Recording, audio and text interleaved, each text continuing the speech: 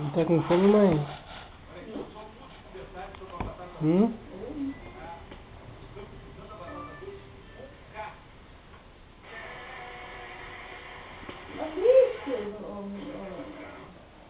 Agora fica pronto, roteiro. Eles vão comer, não vão oferecer pra nós, eu me retiro.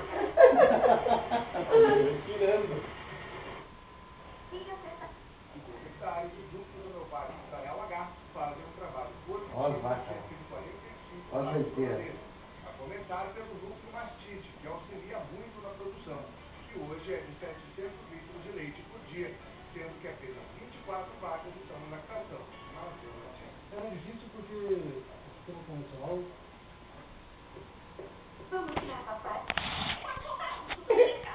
Não te faça bruxaria? A mim pode dizer o que quiser. Mas tem isso pra todos. O Raulzinho, porque ele te produz. Aonde ele vai buscar essas coisas, irmão? Seu filho vale $1 milhão, sabia? Porque... Ele e a produção toda. Toda, né? Claudinha. Mas eu sei que você, o quanto você gosta de mim e o quanto eu gosto de você, eu tenho certeza que